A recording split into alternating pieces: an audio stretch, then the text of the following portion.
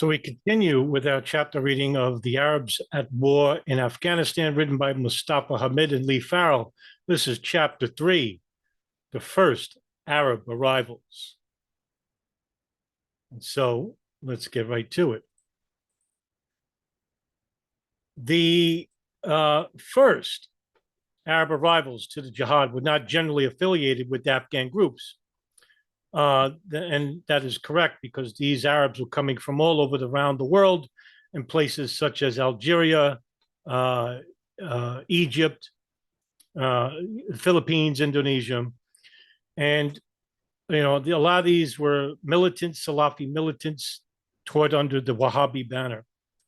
Only a small number were directly involved in military work. And because there was no infrastructure in place to support foreign volunteers, they joined whatever Afghan group they could contact. Now, remember, Afghans made up about approximately 90% of the fighting force. Arabs were probably less than generally 10%. But the majority of the Afghans were fighters. The Arabs, basically, there was no organization in the beginning. There was no training centers for them. Afghans didn't want to train with them and whatnot. The numbers were not high, although they were not as low as they had been reported by the likes of Abu Musab al-Suri and Abdullah Anas, both Arab-Afghan veterans, who estimate there were only a dozen or so Arabs in Afghanistan prior to 1984. Neither al-Suri nor Anas were present before 1984, so they probably were unaware that the number of Arabs in Afghanistan before 1984 were higher than they reported.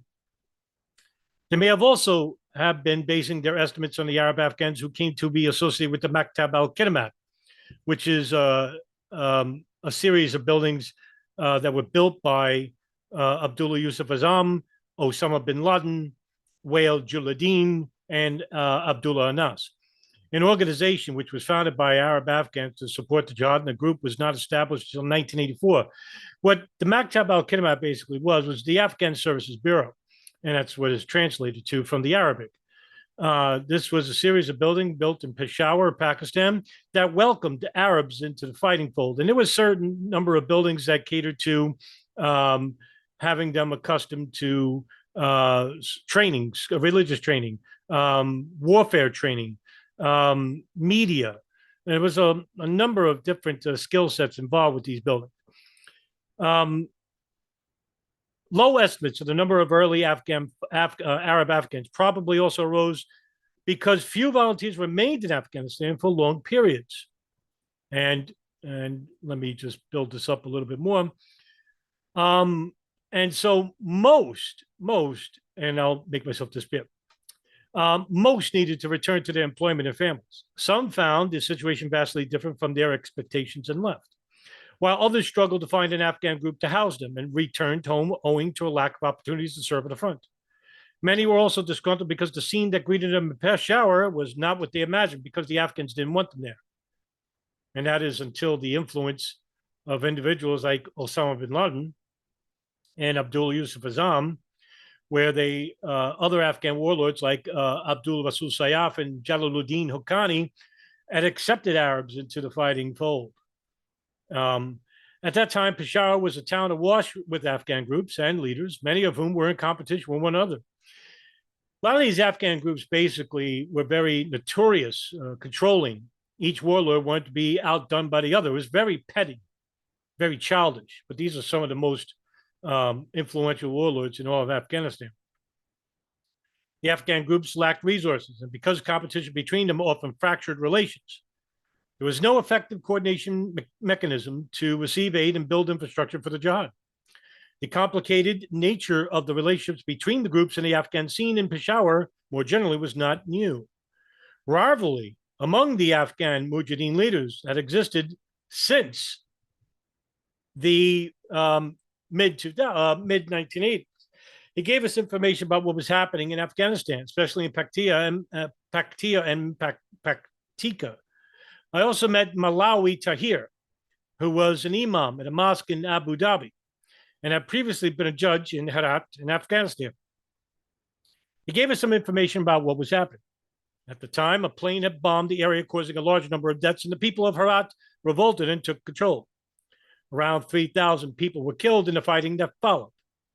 After hearing these stories and meeting Jalaluddin Haqqani's delegation, my friend and I asked if we could go to Afghanistan and see for ourselves. They said yes, and that they could take us. This was in April of 1979. We tried to get donations, but we failed because at the time, very few people knew or cared about what was happening in Afghanistan. Malawi Tahir's eldest son, Saeed Ahmad, told us he was going to Afghanistan the next month and invited us to join him. But we were not ready. He returned after around 3 weeks and he brought with him photographs showing the success of the Mujahideen at Haqqani's front. This made us more determined to go. By the way, the Haqqani network, as they're known now, which is an offshoot of the Taliban. They're not actually Taliban, but they associate with them. This is a very familiar group. They're in a very remote area of northern Afghanistan. And some say that the Pakistan ISI in the early 1980s had showed favor to the Haqqanis because of their willingness to fight against the Indians in Lahore and Kashmir. And also that they had a very influential scene inside Pakistan, which made them very valuable. We organized a trip with Malawi Tahir, who accompanied us in June 1979. He insisted that he come with us, even though he was close to 80 years old. We traveled from Peshawar to Mirandash, and from there we went into the southeast corner of Afghanistan to see for ourselves the conditions. This was our first trip to Afghanistan. I wrote to Khalil's people in Paktia. We were via Matula, who was Yunus Khalil's best commanders. After that, we went to Haqqani and Gardez, the capital of the Paktia province. LF, that's Leah Farrall. Why did the other leaders not like taking Arabs inside? Was it because many weren't trained, or that they lacked resources to accommodate you? What were other reasons? MH is Mustafa Hamid. Both of these reasons are true, but the main reason was that if the Arabs went inside, that they could discover defects in the jihadi situation. The most important of which was that the leaders in Peshawar were not the leaders in Afghanistan. In Afghanistan, it was another story. And if the Arabs saw the leaders in Peshawar were not the leaders in Afghanistan, they might directly fund the leaders in Afghanistan. For this reason, some Afghan leaders in Peshawar wanted to keep the Arabs away from Afghanistan and restrict their role to fundraising. The influx of aid money following the 1979 Soviet invasion intensified rivalries and competition for resources among the Afghan groups, much to the frustration of overseas donors and the few early Afghans who attempted to foster unity between the factions. One reason was their frustration was that aid money was often used to strengthen the position of Afghan leaders in their parties rather than being used to bolster infrastructure of the jihad inside Afghanistan. And this actually then later extended to the Arabs, as you'll see later on, when you had Omar Abdullah Rahman, the blind sheikh and the co-leader of Gamma Islamiyah, religious fundamentalist group based in southern Egypt. And later, Dr. Ayman al-Zawahiri, one of the co-leaders of the northern Cairo branch of al-Jihad, which is later renamed the Egyptian Islamic Jihad. Despite that, these two guys, basically both al-Zawahiri and Rahman, had pledged their support to rebuild Afghanistan. Instead, they took donations and controlled the Maktab al-Kidmat and basically used the funding to cause a jihad inside the United States. Despite this situation in the early 1980s, the number of first-generation Arab Afghans who were active in Afghanistan slowly began to grow as more aware of the conflict. Although many Arab Afghans had prior military experience from armed service on carrying out jihad elsewhere, an increasing number of volunteers with no military experience, but who were eager for battle, were also arriving to join the jihad. Their lack of training and often impetuous desire to see combat caused problems for the Afghan commanders who were housing these volunteer guests. This was the case for the Arab Afghan leader Jalaluddin Haqqani, who in 1981 was hosting a group of Arab volunteers from London. His visiting volunteers were Salafi, and despite lacking training and experience, wanted to participate immediately in combat, believing they were following the example of the Prophet Muhammad and his companions. Mustafa Hamid. In 1981, when we were in Legia and Coast, some Arabs arrived who were from among the Salafis in London. They were around 10 in number. They said to Haqqani, "Why are you sitting here? You should engage with this garrison in the valley. You should go inside and capture Coast." He said, "How?" They said, "In Islam, it is just like this. In the beginning, they went and they just captured." They told Haqqani, "Islam doesn't ask about the numbers, the weapons, or the tactics. Just go and capture." It was a very stupid way of thinking. And that's how, I do have to say that the Salafis, this particular sect that was created by the ideology or the ideology of Ibn Taymiyyah, Hadith scholar, has nothing to do with Quran. Basically, are very simple-minded people.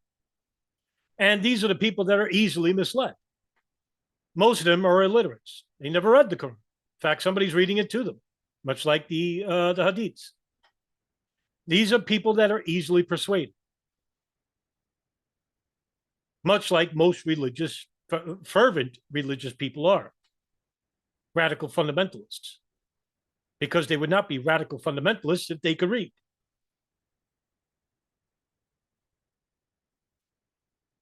Leah Farrall, what did Haqqani and other senior Afghan leaders think about those volunteers arriving who were so passionate and impetuous about jihad? How did the Afghan leadership look at them? Mustafa Hamid. The Afghans looked to the Arabs as a source of money because every volunteer, when he returned back to the country, was supposed to collect money and send it to the Mujahideen, especially to the group on whose front he fought. As a result, they usually, mainly in Afghanistan, treated Arabs as special guests. That was one thing. But another was that these boys did not care to see and examine what was going on around them. They were eager to fight, to be martyred, to go to paradise quickly. Most of the youth who thought like this were Salafis. These Salafis, especially the Saudis, had a lot of money. They could go to Afghanistan, come home, and collect money to donate to the Mujahideen. So the influence was very high. There were many Salafis among the Arab-Afghans. They made big problems inside Afghanistan on the fronts. They also caused problems between the Arabs and the Afghans and attacked the Afghans over their beliefs, because most of the Afghans were Sufi and Hanafi schools of law.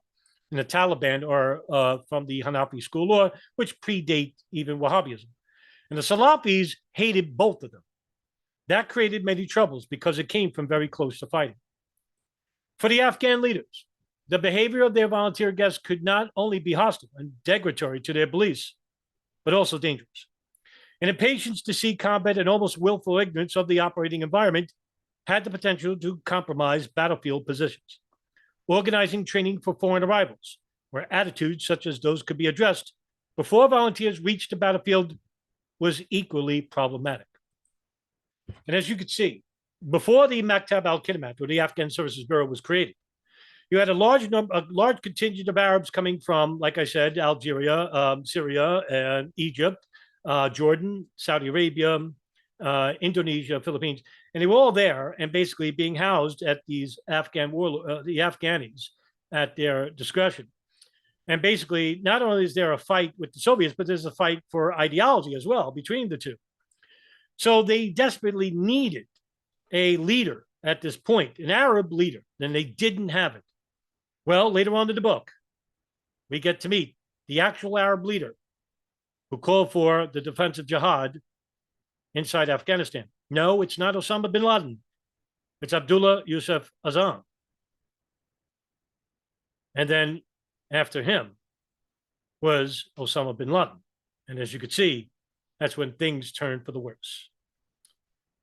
All right, guys, thank you very much for coming in and reading on this channel. I will be uploading more videos as time goes on and trying to get back things into it. I'm still uploading a lot of videos back from my old channel to the new one.